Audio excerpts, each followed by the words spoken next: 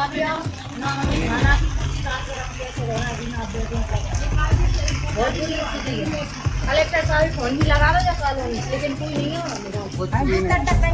बेचारे नीचे सो रहे हैं। ये हालात गुना में भीषण बारिश के बाद बाढ़ प्रभावित क्षेत्र के हैं, जहां पूर्व सांसद लक्ष्मण सिंह बाढ़ प्रभावित क्षेत्र में लोगों से मिलकर उनका हालचाल जानकर उनकी मदद करने निकले थे।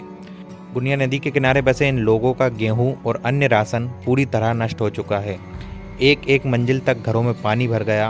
रोजमर्रा जरूरत का सभी आवश्यक सामान तक नष्ट हो गया। जब लक्ष्मण सिंह जन सहयोग से राशन वितरण कर रहे थे, तब बारिश की तबाही से पीड़ित महिलाओं और बच्चों का हुजूम उमड़ पड़ा। राशन वितरण के दौरान लोगों की भारी भीड़ जमा हो गई। यह हाल देखकर अंदाजा लगाया जा सकता है कि बाढ़ पीड़ित लोगों का क्या हाल है। हालांकि गुना के प्रभारी मंत्री गोविंद सिंह राजपूत, कांग्रेस प्रदेश अध्यक्ष जीतू पटवारी, राघोगढ़ विधायक जयवर्धन सिंह सहित गुना कलेक्टर सहित पुलिस व प्रशासनिक अधिकारी दौरा कर रहे हैं, लेकिन बाढ़ पीड़ितों का दर्द अभी कम नहीं हुआ है। कईयों के आशियाने उजड़ गए हैं, खाने पीने का सब सामान नष्ट हो गया है। लक्ष्मण सिंह ने लगातार दूसरे दिन बाढ़ प्रभावित क्षेत्र में पहुंचकर जन सहयोग से राशन वितरित करवाया एवं चिकित्सा शिविर भी आयोजित करवाया, जहां डॉक्टरों द्वारा लोगों का स्वास्थ्य परीक्षण किया गया और निःशुल्क दवाइयां वितरित की गईं। श्री सिंह ने पीड़ितों को आश्वासन दिया है कि वे लोगों की समस्याओं को जल्द से जल्द हल करने का प्रयास करेंगे। आपदा की इस घड़ी में लक्ष्मण सिंह के आह्वान पर गुना की कई सामाजिक संस्थाओं ने बाढ़ पीड़ितों की मदद के लिए हाथ बढ़ाया है। इनमें श्री हनुमान टेकरी विकास समिति, लीडर्स क्लब, लायंस क्लब गुना सिटी, केमिस्ट एसोसिएशन, पुण्योदय अतिशय क्षेत्र कमेटी बजरंगगढ़ और व्यापारी संघ शामिल है। इन संस्थाओं के साथ जिला पंचायत और राजस्व विभाग के सहयोग से राहत सामग्री उपलब्ध करवाई गई। लक्ष्मण सिंह ने प्रदेश सरकार से जल्द मुआवजा राशि देने की मांग भी की है।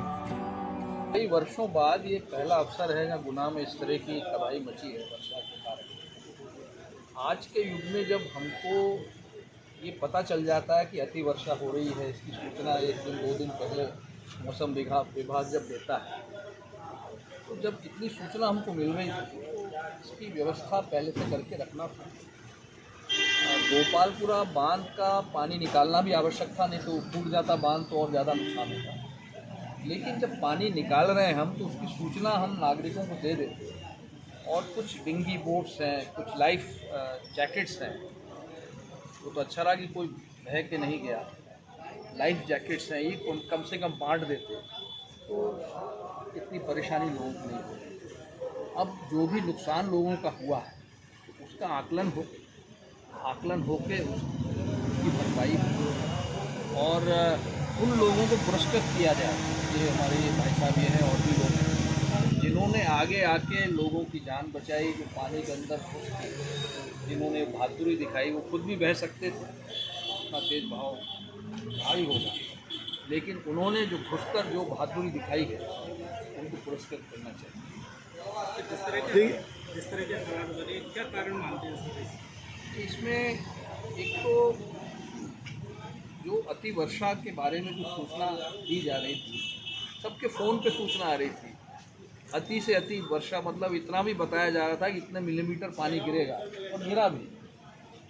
इतनी सूचना के बाद भी हम लोग अगर बैठे रहें तो उचित नहीं। जब बाढ़ का पानी बढ़ रहा था तो प्रशासन यहाँ पर कोई मौजूद नहीं था? कोई, हम प्रशासन और हम सब जनप्रतिनिधि, उसमें कोई जितने जनप्रतिनिधि हैं उसमें हम लोग सबको मिलकर आके और खड़े रहना चाहिए।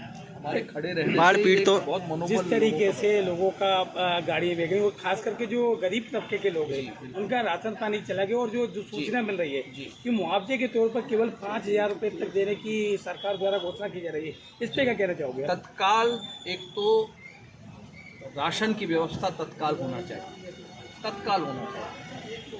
और 5,000 रुपये बहुत कम राशि है, इसको बढ़ाना चाहिए। नगर पालिका की एक तत्काल बैठक करें, इमरजेंसी मीटिंग करें, कुछ बजट सैंक्शन करें। नगर पालिका की में भी बहुत राशि रहती है, वो भी दें, शासन भी दें। जनप्रतिनिधियों के पास भी सांसद निधि, विधायक निधि होती है, वो भी दें।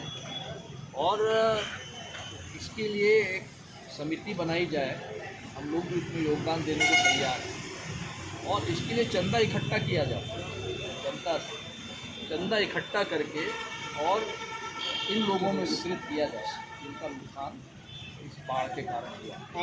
और एक बात मैं और कहना चाहूँगा, अब ये चूँकि नदी ने अपना रास्ता बना लिया है, दुनिया नदी है जो भी अपनी उसकी नदी ने रास्ता अपना बना लिया है, अब ये बांध गोपालपुरा का ये कब ठीक होगा कब नहीं होगा पता नहीं।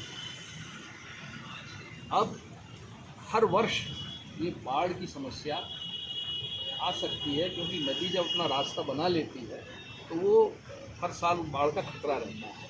तो इसलिए ये जो पानी है इसको डाइवर्ट करके कहीं ना कहीं सिंध नदी में जोड़ा जाए, जिससे कि शहर के में पानी ना आए और सिंध नदी में चला जाए। ऐसी कोई योजना बनाई जाए, लेकिन सर लिंक सिंध नदी से कर दिया जाए।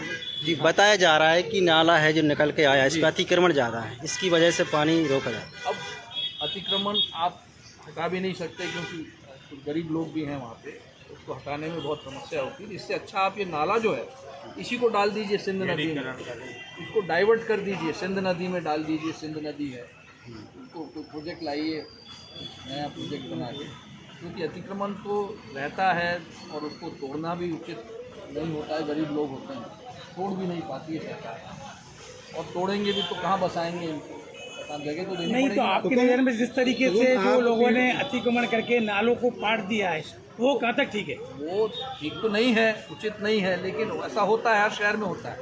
तो इसके बजाय, इसमें पढ़ने के बजाय हम उस नाले को ही डाइवर्ट कर दें, उसको डाइवर्ट करके अभी काली सिंध, चंबल, पार्वती, ये सब बड़ी बड़ी नदियों को लिंक कर रहे हैं।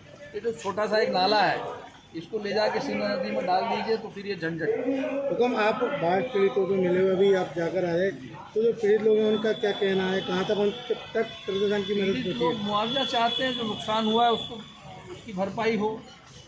गेहूँ खराब हो गया, आटा खराब हो गया, इन लोगों को जो मदद तत्काल देना चाहिए।